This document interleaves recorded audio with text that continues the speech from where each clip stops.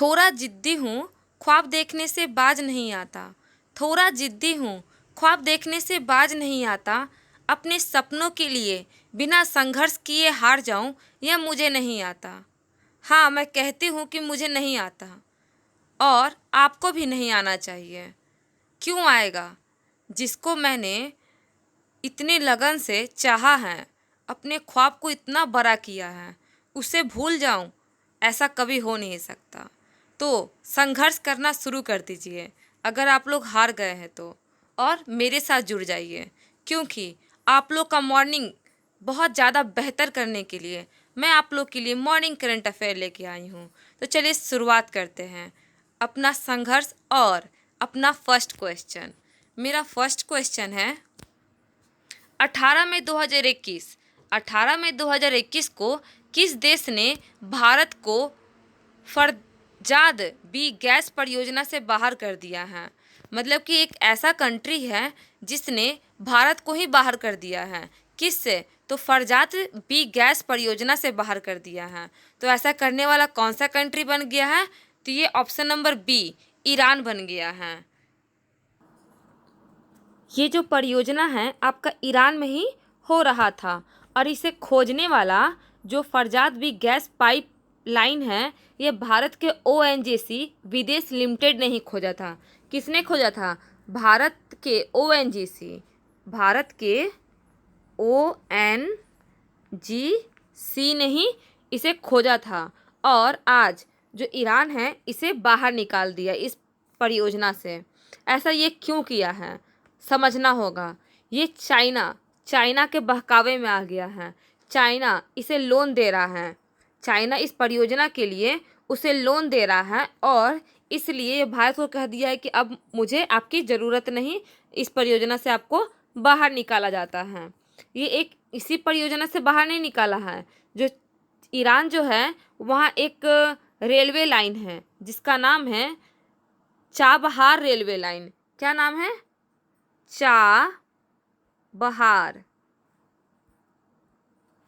Chabahar railway line से भी बाहर कर दिया है। और जो एक चाबहार रेलवे लाइन से बाहर किया है, चाबहार बंदरगाह से बाहर नहीं किया है। तो इसलिए ध्यान रखिएगा, चाबहार रेलवे लाइन से केवल बाहर किया है। ठीक है। और ये जो क्या किया है, तो चाइना के बहकावे में आ गया। चाइना बोलता है कि मैं लोन दूंगा तो आप लोग इस परियोजना को आगे बढ़ा सकते हैं, तो इसीलिए ये इंडिया को बाहर निकाल दिया है। चाइना ईरान के लिए वहाँ का रेलवे लाइन, हवाई अड्डा बोलता है कि मैं आपका सारा इंफ्रास्ट्रक्चर करने, मतलब कि देश की तरक्की के लिए जो भी लोन की आवश्यकता है आप मेरे से ले सकते हैं। तो इसीलिए वो इंडिया को बाहर निकाल दिया। चीन ऐसे ही करता है। बांग्लादेश को लोन लेके रखा है, श्रीलंका को, पाकिस्तान को, सबको वो कर्ज में डुबा दिया है, ताकि लास्ट में जब हमें ज़रूरत पड़े तो कर्ज में सारे के सारे कंट्री डूबा रहेगा, तो मेरा सपोर्ट करने के लिए वो मजबूर बन जाएगा। वो ऐसे ही हैं। तो इस बार कौन फंस गया है? ईरान फंस गया है और भारत के साथ गद्दारी कर दिया है। ठीक है, ऑप्शन नंबर 20 का सही होगा। तो फरजाद बी गैस परियोजना से कौन बाहर कर दिया है? ईरान कर दिया है। किसको? तो भारत को कर दिया है। नेक्स्ट क्वेश्चन, नेक्स्ट हमारा है Farzad B gas pipeline Bharat का ONGC विदेश लिमिटेड ने ही खोजा था, और इससे जो भारत को है ना $3 बिलियन का नुकसान होगा। $3 बिलियन का इसका नुकसान हो जाएगा। ये परियोजना से बाहर निकलने का उसको नुकसान होगा। नेक्स्ट क्वेश्चन है, किस देश ने सिमॉर्ग नाम का अपना सुपर कंप्यूटर लॉन्च किया है? सिमॉर्ग नाम का एक सुपर कंप्यूटर किसने लॉन्च किया? ये भी ईरान ने ही किया है। ईरान के द्वारा ही ये शुरुआत किया गया है। ठीक है।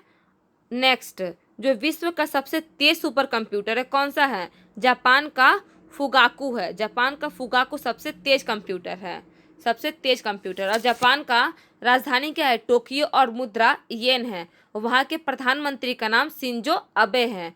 वहाँ के प्रधानमंत्री का नाम क्या है? Shinzo Abe. जापान टोक्यो येन, जापान टोक्यो येन। आप लोग को ऐसे ही कैपिटल करेंसी याद करना होगा। जितना भी देश आएगा उसकी राजधानी और मुद्रा आपको साथ लेके ही इसे छोटा सा बगल में ही लिख देना है कि जापान का क्या चीज़ होता है? जापान का टोक्यो और येन होता है। नेक्स्ट, भारत का सबसे तेज कंप्यूटर कौन सा है? प्रत्यूष है। भारत का सबसे तेज कंप्यूटर प्रत्यूष है और भारत का सबसे सुपर कंप्यूटर पहला कौन सा है? तो परम 8000 है, परम 8000। भारत का सुपर कंप्यूटर का जनक कौन है? तो विजय भटकर है, विजय भटकर। भारत का सुपर कंप्यूटर का जनक विजय भटकर। और विश्व में सुपर कंप्यूटर का जनक अगर कहेंगे तो कौन हो जाएगा? सैमुर क्रे, सैमुर क्रे विश्व के सुपर कंप्यूटर का जनक है।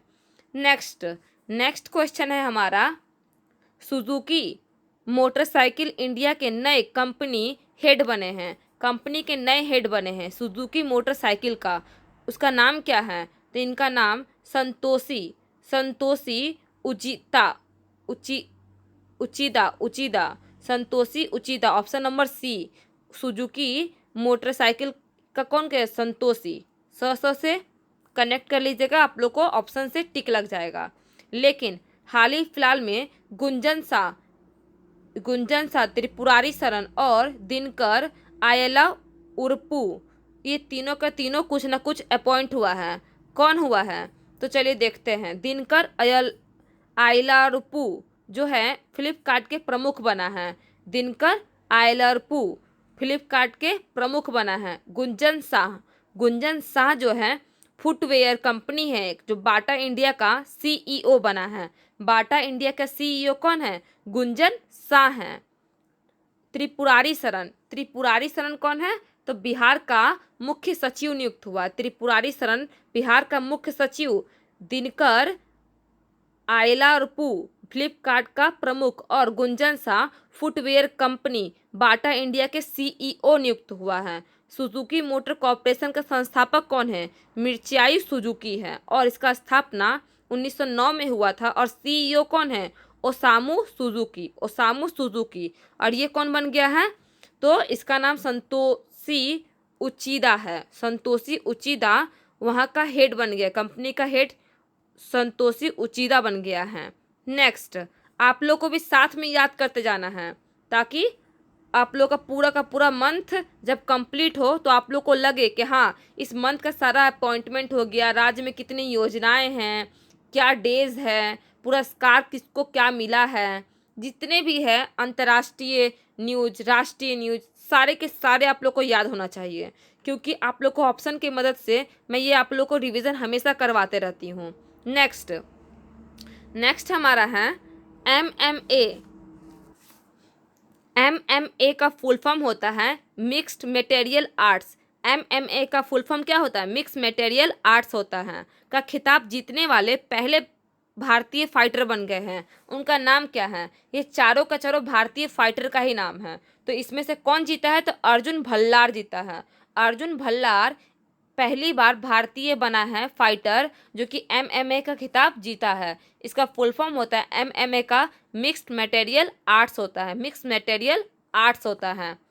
नेक्स्ट, ये जो है कौन है? अर्जुन भल्लार है, अर्जुन भल्लार, ठीक है। नेक्स्ट है राजीव सातव का निधन हो गया, वे कौन थे? राजीव सातव का निधन हो गया, वे कौन थे? यह एक राजनेता थे। कौन थे? ये एक राजनेता थे जो कि कांग्रेस से बिलोंग करते थे। राजनारायण का भी हाल फिलहाल में निधन हो गया है। MS नरसिम्हम का भी हाल ही फिलहाल में निधन हो गया है। और पंडित देवव्रत चौधरी का भी हाल ही फिलहाल में निधन हो गया है। तो ये कौन कौन से क्षेत्र से बिलोंग करते थे? तो राजनारायण प्रख्यात तमिल लेखक थे, राजनारायण प्रख्यात तमिल लेखक थे। MS नरसिम्हन प्रसिद्ध गणितज्ञ थे, MS नरसिम्हम प्रसिद्ध गणितज्ञ थे। और पंडित देवव्रत चौधरी सितार वादक थे, पंडित देवव्रत चौधरी सितार वादक थे। कोविड इतना ज़्यादा बढ़ गया है कि जो निधन का जो न्यूज है ना, जितने लोग मर रहे हैं बहुत ज़्यादा होते जा रहे हैं, क्योंकि ये बहुत लोग को प्रभावित कर रहा है जिससे उनकी मृत्यु हो जा रही है, ठीक है। तो ये इनका भी मृत्यु कोविड की वजह से ही हुआ है। नेक्स्ट हमारा है हाल ही में के अग्रवाल का भी निधन हो गया है। हाल ही फिलहाल में के अग्रवाल का भी निधन हो गया है, वे कौन थे? इसका ऑप्शन नंबर सी आंसर होगा। इंडियन मेडिकल एसोसिएशन के पूर्व अध्यक्ष और एक प्रसिद्ध कार्डियोलॉजिस्ट थे, एक प्रसिद्ध कार्डियोलॉजिस्ट भी थे। कौन? तो के अग्रवाल थे। और हाल ही फिलहाल में 2020 के लमसम में ये करंट अफेयर रहा है कि पहली महिला कार्डियोलॉजिस्ट का निधन हो गया। उनका नाम क्या था? तो पहली महिला कार्डियोलॉजिस्ट का नाम क्या था? इसका नाम था पद्मावती। पद्मावती इनका नाम था। किशन रुंगटा बीसीसीआई का चयन करता है। किशन रुंगटा बीसीसीआई का चयन करता है और राजस्थान के प्रथम श्रेणी का क्रिकेटर हैं। वो भी मर गया, निधन हो गया। सोली जे सोरबजी का पूर्व अटॉर्नी जनरल थे, जो कि पद्म विभूषण से भी सम्मानित थे। इनका भी निधन हो चुका है। और रोहित सरदाना, ये आप लोग को तो याद ही होगा। रोहित सरदाना टीवी पत्रकार था, आज तक में काम करता था, जिनका भी निधन हो चुका है। नेक्स्ट हमारा है हाल ही में किस कंपनी ने सबसे बड़ा अंतर्राष्ट्रीय सबमरीन केबल सिस्टम का निर्माण करने की घोषणा किया है? ये सबसे बड़ा केबल सिस्टम लगेगा, सबमरीन मतलब कि समुद्र के अंदर लगेगा केबल सिस्टम। क्यों? नेटवर्क के लिए, सब जगह नेटवर्क पहुंचे इसके लिए लगाया गया है। तो ऐसा करने वाला कौन बन गया है? रिलायंस जियो के द्वारा ये कदम उठाया गया है। रिलायंस जियो, ये जो सबमरीन है cable system, submarine international submarine cable system जो है, ये इंडिया में लगाया जाएगा रिलायंस जियो के द्वारा। और रिलायंस जियो जो है ये दो केबल लगाएगा, इंडियन एशिया एक्सप्रेस और Indian Europe express. India Asia express जो है वो 2023 तक रेडी हो जाएगा, जो कि भारत और थाईलैंड तक पूरा नेटवर्क पहुंचाएगा, कवर करेगा। और 2024 तक इंडिया यूरोप एक्सप्रेस पूरा का पूरा कवर करेगा, इटली तक इंटरनेट पहुंच सकेगा इसके मदद से। ऑप्टिकल फाइबर का जनक कौन है? नरेंद्र सिंह कृपानी है। नरेंद्र सिंह कृपानी ऑप्टिकल फाइबर के जनक है। और ये जो इंटरनेशनल सबमरीन केबल सिस्टम है, ये किसके सहयोग से किया जा रहा है? तो रिलायंस जियो तो कर रहा है, लेकिन ये किसका सहयोग ले रहा है? तो सबकॉक कंपनी है, इसके सहयोग से ये बनाएगा। ऑप्टिकल फाइबर का जनक हम बता चुके हैं, नरेंद्र सिंह कृपानी हैं, जो कि पंजाब से बिलोंग करते हैं। ये ऑप्टिकल जो फाइबर है, ये कैसे काम करता है? ये ऑप्टिकल फाइबर साइंस के मुताबिक काम कैसे करता है? तो TIR टोटल इंटरनल रिफ्लेक्शन के थ्रू काम करता है। इसको हिंदी में कहे तो पूर्ण आंतरिक परावर्तन। आप लोग कमेंट बॉक्स में बताना है कि पूर्ण आंतरिक परावर्तन के कारण कौन कौन सी घटनाएं हमारे दैनिक जीवन में भी होती है। नेक्स्ट हमारा क्वेश्चन है, पर्यावरण और वन एवं जलवायु परिवर्तन मंत्री जो है 2009 से 2010 और 2020 से 2021 के मध्य ट्रेनों के चपेट में आने से किस राज्य में सर्वाधिक हाथियों की मौत हो चुकी है? ये जो मंत्री है ना, पर्यावरण और वन जलवायु परिवर्तन मंत्री, ये एक रिपोर्ट जारी किया है और पता किया है कि किस राज्य में हाथियों की मृत्यु सबसे ज़्यादा हुई है ट्रेन के चपेट में आने के कारण। तो ऐसा होने वाला कौन सा स्टेट है? तो आसाम में है। आसाम में ऐसा करने वाला बहुत ज़्यादा स्टेट, ये मतलब कि वहाँ हाथियों की मृत्यु हुई है। देखिए, ये जैसे कि ट्रेन आ रही है और हाथी भी क्रॉस कर रहा है, जिससे हाथी की मृत्यु हो जा रही है। एलिफेंट प्रोजेक्ट का आरंभ 1982 में हुआ था। एलिफेंट प्रोजेक्ट का आरंभ कब हुआ था? 1982 में हुआ था। और राष्ट्रीय विरासत पशु है। यह कैसा पशु है? तो राष्ट्रीय विरासत पशु हाथी है। अगर हम लोग बोलेंगे राष्ट्रीय पशु कौन है, तो बताइए राष्ट्रीय पशु हम लोग का इंडिया का कौन है और कब बना है? राष्ट्र पशु बच्चा को भी याद होगा, लेकिन फिर भी आप लोग कमेंट बॉक्स में बताइए। और ये कब हमारे संविधान अपनाया है कि राष्ट्र पशु यही रहेगा, और पहले कौन सा था? बहुत पहले भी कोई था, तो उसके बाद कौन बन गया? ठीक है। हाथी की जनगणना प्रत्येक 5 वर्ष में की जाती है, और इससे पहले जो हाथी की जनगणना हुई थी 2017 में हुआ था, जिसके अनुसार कर्नाटक में सबसे ज़्यादा हाथी पाई जाती है। कर्नाटक में सबसे ज़्यादा हाथी पाई जाती है 2017 की जनगणना के मुताबिक, और प्रत्येक 5 साल में हाथियों का जनगणना करवाया जाता है। नेक्स्ट हमारा है, किस राज्य सरकार ने आयुष्मान भारत योजना के कार्यान्वयन के लिए राष्ट्रीय स्वास्थ्य प्राधिकरण के साथ एक समझौता हस्ताक्षर किया है? तो ऐसा करने वाला कौन बन गया है? ऑप्शन नंबर बी, तेलंगाना बन गया है। आयुष्मान भारत के तहत कितने पर मंथ पर फैमिली कितने रुपीस मिलता है, कितना पैसा मिलता है? अगर हम लोग ईयरली बात करते हैं तो 5 लाख रुपया पूरे फैमिली को मिलता है।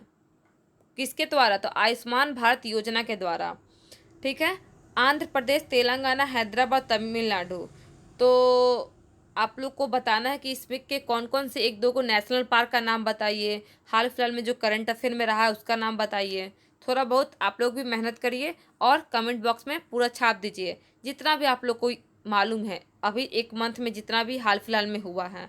नहीं तो इसका सीएम का नाम बता दीजिए, राज्यपाल का नाम बता दीजिए, कुछ भी बताना है आप लोग को। होमवर्क में आप लोग का यही है। नेक्स्ट हमारा है नाबार्ड के सहयोग से Mohta chambers of commerce, industry एवं एग्रीकल्चर ने भारत का पहला कृषि निर्यात सुविधा केंद्र कहाँ शुरू किया है? मतलब कि भारत का पहला लग गया तो ये बहुत ज़्यादा इम्पॉर्टेंट हो गया एग्जाम पॉइंट ऑफ व्यू से। तो भारत का पहला कृषि निर्यात सुविधा केंद्र कहाँ खोला जाएगा? तो option number B, Pune Maharashtra में खोला जाएगा। किसके सहयोग से? नाबार्ड के सहयोग से। नाबार्ड का फुल फॉर्म क्या होता है? तो नाबार्ड का फुल फॉर्म होता है national bank for agriculture and rural development. National bank for agriculture and rural development. आप लोग लास्ट तक हमारे चैनल से बने रहिए, लास्ट में आप लोग के लिए कुछ स्पेशल है, कुछ तो स्पेशल है। ठीक है, तो लास्ट तक आप लोग बने रहिए तो आप लोग को कुछ ज़्यादा प्रॉफिट होने वाला है। क्या होगा वो आप लोग का भलाई का बात है, देख लीजिएगा लास्ट तक। नाबार्ड की स्थापना, नाबार्ड की किसके सिफारिश पे ये इसकी स्थापना किया गया था? शिवरमन समिति की सिफारिश पर नाबार्ड का स्थापना किया गया था। शिवरमन समिति के सिफारिश पर। इसका हेडक्वार्टर मुंबई में है और अध्यक्ष कौन है? गोविंद चिंतालू है, गोविंद चिंतालू। और स्थापना कब हुआ था? 12 जुलाई 1982 में हुआ था। नेक्स्ट सबसे बड़ा सरप्राइज क्या है? आप लोग के लिए पर डेली का डेली भारत का प्रमुख शोध संस्थान लेके आई हूँ। ठीक है, तो 5 आज आप लोग के लिए, कल 10 हो जाएगा, परसों 15 हो जाएगा। आप लोग को डेली का डेली याद करना है, कम से कम 5। तो चलिए शुरुआत करते हैं। भारतीय कृषि अनुसंधान संस्थान कहाँ है? नई दिल्ली में इसका हेडक्वार्टर है। भारतीय कृषि अनुसंधान संस्थान का हेडक्वार्टर कहाँ है? तो नई दिल्ली में है। केंद्रीय गन्ना अनुसंधान संस्थान का कोयम्बटूर, केंद्रीय गन्ना अनुसंधान संस्थान का कोयम्बटूर। मुझे पता है कि ये आप लोग को बहुत सारे कैंडिडेट को याद भी हो सकता है, लेकिन ये कन्फ्यूज़न करता है। तो कन्फ्यूज़न करता है तो आप लोग को रिवीजन का ज़रूरत है। रिवीजन के लिए मेरे चैनल के साथ बने रहिए, आप लोग का रिवीजन और साथ में करंट अफेयर भी चलता रहेगा। केंद्रीय तंबाकू अनुसंधान संस्थान राजमुंद्री में है। केंद्रीय तंबाकू अनुसंधान संस्थान कहाँ है? तो राजमुंद्री में है। और भारतीय तकनीकी चीनी तकनीकी अनुसंधान संस्थान कहाँ है? तो कानपुर में है। और राष्ट्रीय डेयरी अनुसंधान संस्थान करनाल में है। तो चलिए शुरुआत करिए। आप लोग को एकदम देखना नहीं है, बिना देखे बोलना है। तो भारतीय कृषि अनुसंधान संस्थान कहाँ है? तो नई दिल्ली में है। गन्ना अनुसंधान संस्थान कोयम्बटूर में। तंबाकू राजमुंद्री चीनी का कानपुर और डेयरी का करनाल में है। नेक्स्ट भी आप लोग के लिए एक सरप्राइज है। क्या है? तो सारा का सारा डेज, अभी तक का जितना भी डेज है सारा का सारा मैं लेके आई हूँ। आप लोग को एक दिन में सारा याद नहीं करना है, लेकिन थोड़ा थोड़ा करके आप लोग को सारा याद करना है। ठीक है, तो आप लोग इसे अपने से पहले देख लीजिएगा, कुछ 10 तक याद करिएगा, बाकी मैं कल आप लोग को पढ़ाती हूँ। टाइम ज़्यादा हो रहा है तो आप लोग को PDF आप लोग को टेलीग्राम चैनल पे मिल जाएगा। टेलीग्राम चैनल आप लोग का डिस्क्रिप्शन बॉक्स में लिंक दिया हुआ है, आप लोग उससे जुड़ सकते हैं। मुझे उम्मीद है आप लोग को ये सेशन पसंद आई होगी। पसंद आई है तो इसे लाइक, सब्सक्राइब और शेयर ज़रूर करें। मेरा काम ख़त्म हुआ यहाँ पढ़ाने का, आप लोगों का काम शुरुआत हुआ। इसे लाइक करें, सब्सक्राइब करें और न्यू स्टूडेंट्स को लिए इसे सब्सक्राइब करें और शेयर करें। ज़्यादा से ज़्यादा कैंडिडेट तक ये वीडियो पहुँचना चाहिए। जय हिंद, जय भारत।